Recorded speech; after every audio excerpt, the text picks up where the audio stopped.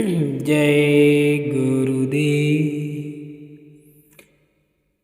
परम पूज्य स्वामी जी बाबा जय गुरुदेव जी महाराज ने कहा, कलयुग में आप जन्मे हो तो आपको चाहिए कि आप अपनी जीवात्मा का कल्याण करें। मन बुद्धि चित्त सूरत का साथ दे दे और सूरत इस शरीर से निकल जाए, पर जब जय गुरुदेव मिलेंगे तभी ये हो सकेगा। रात में सोते समय भजन करते हुए सोना चाहिए, इससे प्रेमियों को विशेष दया मिलेगी। मेरी सबको नेक नसीहत है कि पुरुष पुरुष से मिले और स्त्री स्त्री से मिले। मर्यादा में चलने से जीवन सुखी रहेगा और साधन पथ से अभ्यासी गिरेगा नहीं। सारे संसार का बच्चे बच्चियों सोना चांदी हीरे जवाहरात इधर देखो, इस थाली में रख दो और एक तरफ से सब आरती करो कि राजा रैयत सब पढ़े लिखे, कि इस इंसान आदमी को तुम इसको खड़ा कर दो।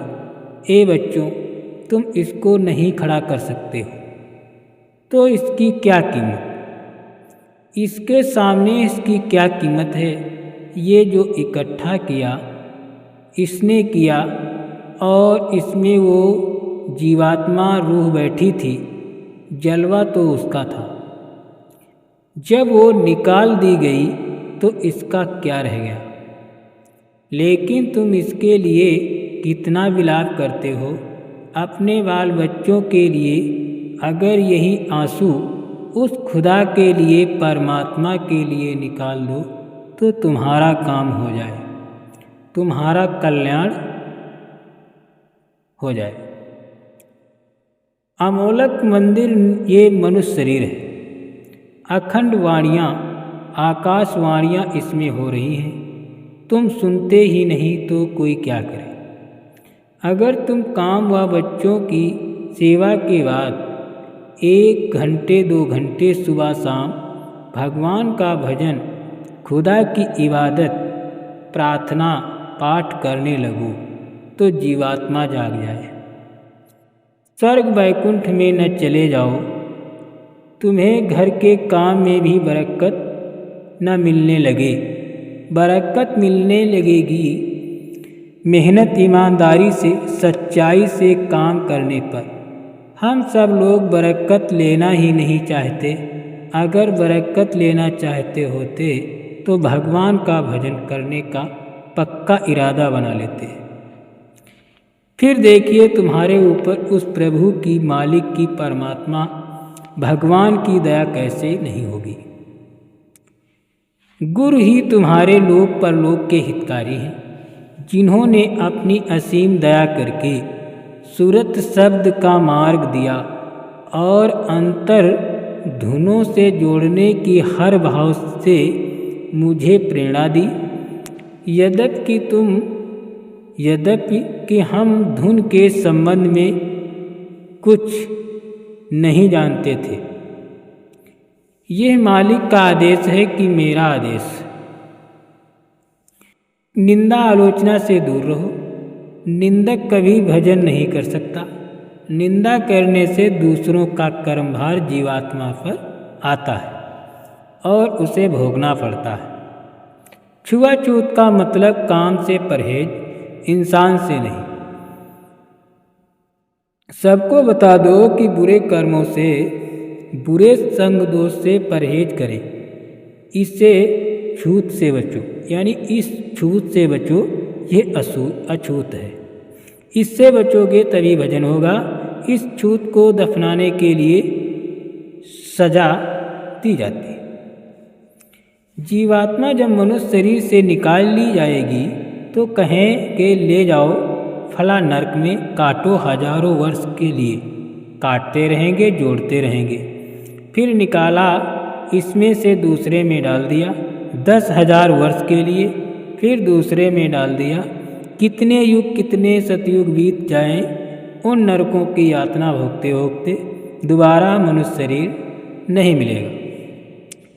अभी समय अच्छा है, जीवात्मा को जगा लो, भजन कर लो।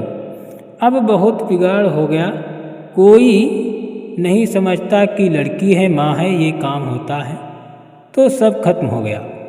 ईमानदारी मेहनत से काम करो तो घर में बरकत आ जाए, न खाने की कमी, न पहनने की कमी, न कोई तकलीफ। जो बरकत बुरे कर्मों से चली गई, कर्मों को ठीक कर लो तो बरकत वापस आ जाए। इस किराए के मकान में रहकर अपना काम कर लो, सिर मत पीटना कि हमारे साथ ऐसा हुआ, ये नहीं हुआ, वो नहीं हुआ। ये कहो कि जिसने यह मकान दिया था उसकी मौज मर्जी थी तो उसने मकान वापस ले लिया।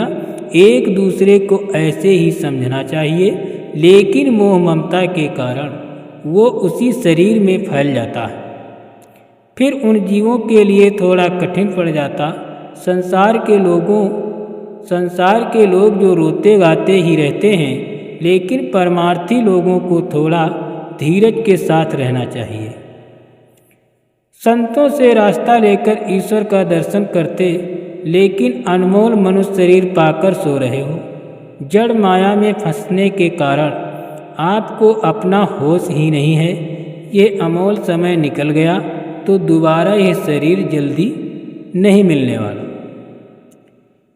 जितने भी लोग इस मैदान में आए हो, जिन्होंने मंदिरों की मूर्तियों और सिंहासन, चम्मच और हनुमान जी की मूर्तियाँ मंदिर से निकालकर सड़क चौड़े मैदान में गिरा दी, तमाम लोगों को जेल में बंद कर दिया, तमाम महात्माओं को सताया, नसबंदी और गर्भपात कर दिए, उनको ये बता दो कि ये शासन में अब कभी नहीं आएंगे। क्या आप इसको मजाक समझते हैं?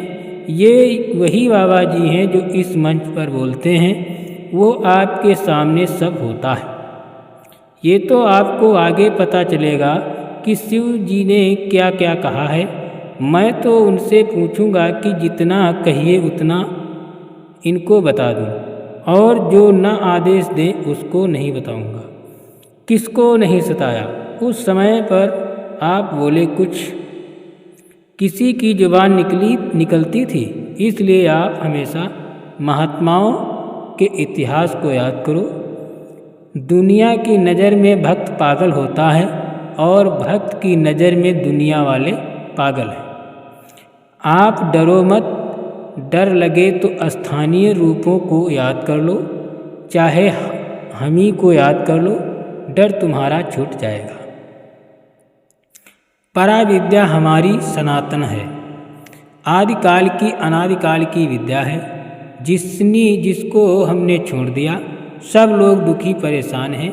इसी विद्या को पकड़ लो, यहाँ से चलो, स्वर्ग में ही रह जाना।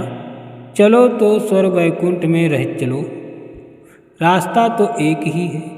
जब तुम्हारी इच्छा हो स्वर्ग में रह जाना, वैकुंठ में रह जाना, पार ब्रह्म में रह जाना, आगे चले जाना, लेकिन यहाँ से चले जाओ। यहाँ से तो चलो, निकलो तो यहाँ से अंधेरे में पड़े रहोगे। पहले निकालो तो यहाँ से सब लोग अपनी अपनी जगह पर, जो अपनी अपनी बिल्कुल निश्चित है, उसको अदल बदल नहीं सकते हो। और महात्माओं ने कभी किसी को बुरा नहीं कहा। सब चीज़ की अपनी अपनी जगह पर स्थापना और खुद पूजा की खुद आपसे कराई और करवा के सीधे ले चले। तभी तो कोई छोड़ता छाड़ता नहीं। जिसके राज में रहते हो, अनुकूल चलोगे तो वो खुश रहेगा। गोस्वामी जी महाराज कहते हैं कि मोहि बिलो के राम मुस्काही, मैं राम के अनुकूल रहा, मुझे देखकर प्रसन्न हो गए तो कहा कि चले आओ। जय गुरुदेव।